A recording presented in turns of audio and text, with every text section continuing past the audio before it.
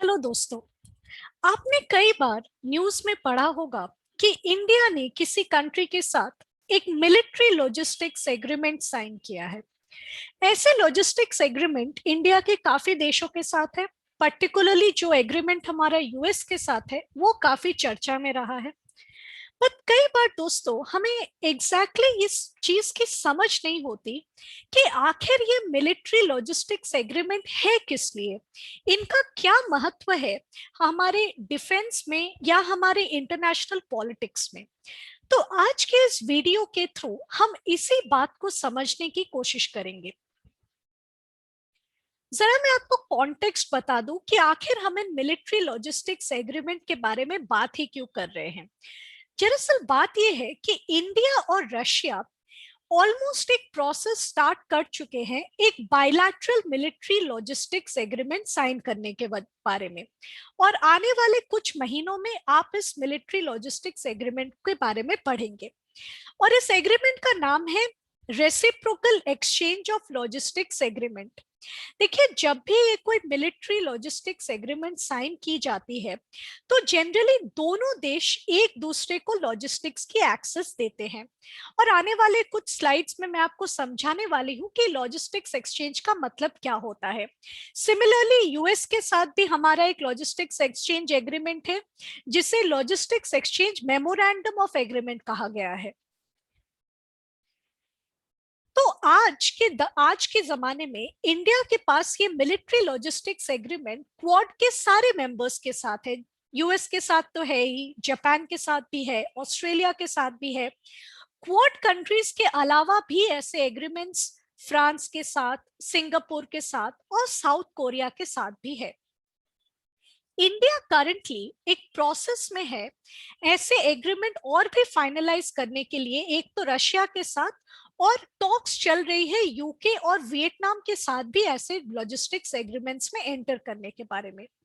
तो अब हमने समझ लिया कि लॉजिस्टिक्स एग्रीमेंट का कॉन्टेक्स्ट क्या है। तो आइए देखते हैं कि आखिर ये लॉजिस्टिक्स एग्रीमेंट होते क्या है। सपोज ये हमारा इंडिया का कोस्ट लाइन है। अभी कोई वॉरशिप इंडिया का है जिसे जाना है, समझ लीजिए, अफ्रीकन कोस्ट लाइन या वेस्टर्न इंडियन ओशन की तरफ। और वेस्टर्न इंडियन ओशन में कोई ऑपरेशन करना है या कोई जॉइंट नेवल एक्सरसाइज करना है।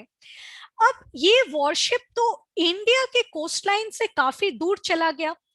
अभी अगर इस वॉरशिप को किसी मेंटेनेंस की जरूरत पड़ी या किसी फ्यूल सप्लाई की जरूरत पड़ी तो ऐसे सिनेरियो में क्या होगा।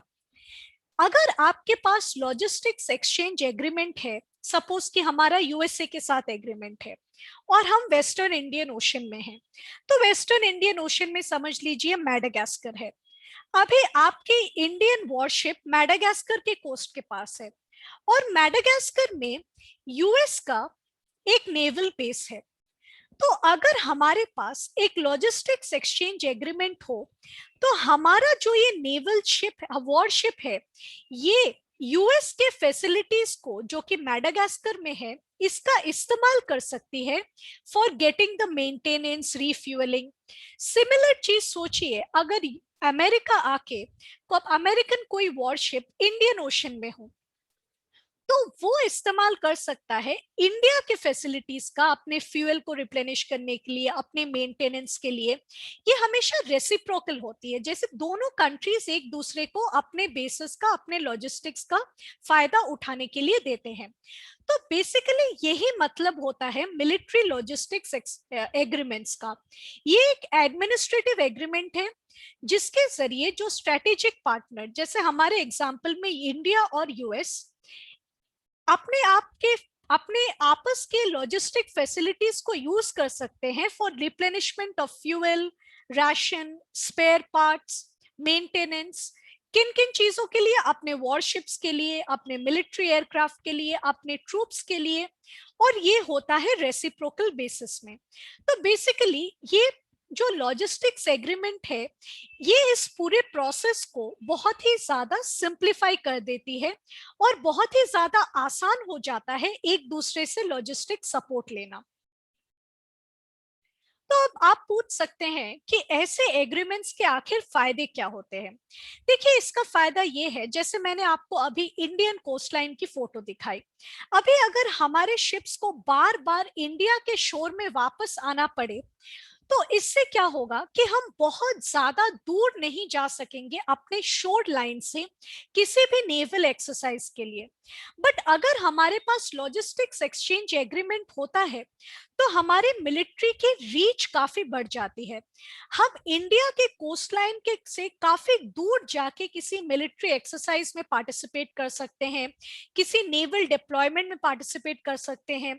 अगर किसी दूर के देश में कोई ह्यूमैनिटेरियन डिजास्टर जैसे कि कोई अर्थक्वेक या सुनामी आया हो, तो वहां जाके मदद कर सकते हैं, क्योंकि हमें बार बार ये नहीं सोचना पड़ेगा कि अगर मुझे मेंटेनेंस की जरूरत हो या फ्यूल्स की जरूरत हो, तो मुझे वापस अपने देश के कोस्ट लाइन पे जाना पड़ेगा। ऐसा नहीं है। जिस कंट्री के साथ मैंने लॉजिस्टिक्स एग्रीमेंट साइन किया है, उनकी फैसिलिटीज का मैं इस्तेमाल कर सकता हूँ। अभी इस लॉजिस्टिक्स एक्सचेंज एग्रीमेंट्स का काफी फायदा हुआ है इंडियन नेवी को। इंडियन नेवी का ऑपरेशनल टर्न अराउंड बहुत स्ट्रेंथन हुआ है, इंटर ऑपरेबिलिटी बहुत इंप्रूव हुआ है, और इंडियन नेवी इंडिया के शोर से काफी दूर जाकर, जैसे मिशन बेस्ड डिप्लॉयमेंट्स काफी दूर जाकर इंडियन ओशन में और ब्रॉडर इंडो पैसिफिक रीजन में भी अंडरटेक कर पाई है। तो ये एक फायदा लॉजिस्टिक्स एग्रीमेंट का पर्टिकुलरली आप देख सकते हैं इंडियन नेवी के लिए। ऐसे एग्जाम्पल्स भी कुछ देखते हैं जिससे कि हमें मिलिट्री लॉजिस्टिक्स एग्रीमेंट का फायदा हुआ है। जैसे जो हमारा logistics exchange memorandum of agreement America के साथ है, उसके इस्तेमाल करते हुए इंडिया को बहुत सारा रिफ्यूलिंग फैसिलिटी मिला है उन जगहों पर जहां पर अमेरिकन फैसिलिटीज है, जैसे जिबूटी हो गया, डियोगो गार्सिया हो गया, सुबिक बे हो गया। इन सारे जगहों पे इंडियन वॉरशिप्स को या इंडियन नेवल शिप्स को वापस इंडिया के शोर में आने की जरूरत नहीं पड़ी है। सिमिलरली इंडिया का जो फ्रांस के साथ एग्रीमेंट है, उसने हमारे southern western Indian Ocean region में हमारे रीच को काफी इंप्रूव किया है। इससे क्या होता है कि फ्रांस का ऑलरेडी एक मिलिट्री प्रेजेंस है रियूनियन आइलैंड में, मेडागास्कर में, जिबूटी में। तो इन सब चीजों की वजह से इंडिया की एबिलिटी काफी एनहांस होती है कि हम अपने इमीडिएट सराउंडिंग कोस्ट लाइन से दूर जाकर ऑपरेशंस अंडरटेक कर सके। तो दोस्तों, ये कुछ बात थी मिलिट्री लॉजिस्टिक्स एग्रीमेंट के बारे में, और क्यों ये मिलिट्री लॉजिस्टिक्स एग्रीमेंट इंपॉर्टेंट होते हैं इंटरनेशनल रिलेशंस के लिए और पर्टिकुलरली हमारे नेशनल सिक्योरिटी के लिए। आज के इस वीडियो के लिए इतना ही। आगे मिलेंगे और भी वीडियोस में। Thank you.